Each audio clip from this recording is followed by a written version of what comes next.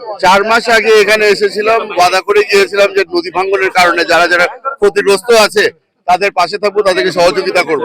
টানা বর্ষণ ও কর্ণফুলী নদীর তীব্র স্রোতে রাঙ্গুনিয়ার সরফবাড় এলাহার নদীর অক্কাবাতর বিভিন্ন অংশ ব্লক দোষীপুর গিয়ে পূর্ব সরফবাড়ার তুন গোডাউন ব্রিজ পর্যন্ত প্রায় 2.5 কিলোমিটার বাদর মধ্যে প্রায় 1 কিলোমিটার এলাহাত ব্লক নদী গর্বে বিলীননে নদী ভাঙ্গনের আতঙ্কে আছে তীরবর্তী শত শত পরিবার।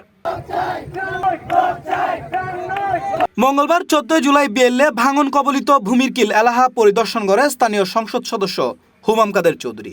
এ সময় স্থানীয় বাসিন্দা হলে দ্রুত সংস্কারের দাবি জানায়। পরিদর্শন শেষে তিনি আগামী 1 সপ্তাহের মধ্যে জরুরি ভিত্তিতে নদীর অক্কাবাদর সংস্কার হাজ শুরু করানোর আশ্বাস দেয়। 4 মাস আগে এখানে এসেছিলাম, ওয়াদা করে গিয়েছিলাম যে নদী ভাঙ্গনের কারণে যারা যারা ক্ষতিগ্রস্ত আছে তাদের পাশে থাকবো, তাদেরকে সহযোগিতা করব। এই বন্যার কারণে যেই এরিয়াটা ক্ষতিগ্রস্ত ছিল সেই এরিয়াটা আরো খারাপ ভাবে ধসে পড়েছে। মনের মধ্যে যে উদ্দেশ্যটা ছিল যে আমরা এই রাস্তার কাজটা তাড়াতাড়ি করতে পারবো, আরো জরুরি ভাবে এই রাস্তার কাজ এবং নদীর পাড়ের কাজটা আমাদের ইমার্জেন্সি বেসিসে করতে হচ্ছে। আশা করছি যে সামনের সপ্তাহের মধ্যে আমরা এই কাজ করতে পারবো। ইন্দি স্থানীয়র অভিযোগ দীর্ঘদিন ধরে অবৈধ বালু উত্তোলনের কারণে নদীর তলদেশ গভীর জনে ভাঙনের ঝুঁকি আরো বাড়ি যায়। দ্রুত কার্যকর ব্যবস্থা নললি বসতভিটা কৃষিজমি ও গুরুত্বপূর্ণ সড়ক নদীগর্ভে বিলীননের আশঙ্কা আছে, যে কারণে আতঙ্কে আছে স্থানীয়লে।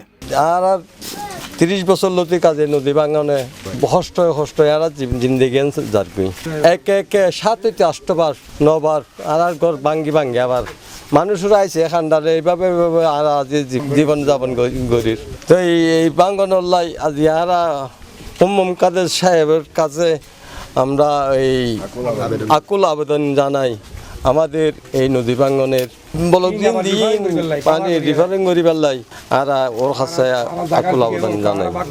কর্ণফুলী ব্রিজ লই রে শিলগর মুখ লই যে ফাতার ওই বিলম্ব গই অসম্ভব মানুষজন কষ্ট পার। এখন বিভিন্ন জায়গাত মেঘে আর থেকে ক্ষতিগ্রস্ত হই। এখন আর এমপি মহোদয়ের কাছে অনুরোধ জানি দ্বারা তৎক্ষণিক জিএন এই এমার্জেন্সি কাজ আছে, এমার্জেন্সি হলে আর দিয়ে রক্ষা করি পেলাই আর এমপি মহোদয়ের কাছে আবেদন করি পেলাই অনুরোধ করি পেলাই আর ব্যাগুন জমাইত 7 নম্বর ওয়ার্ডের। এ ব্যাপারে পানি উন্নয়ন বোর্ডের রাঙামাটি বিভাগের নির্বাহী প্রকৌশলী তয়ন কুমার ত্রিপুরা জানায় দোষী জন্য ব্লকগিন দ্রুত মেরামতুল্লেই প্রয়োজনীয় ব্যবস্থা লইব।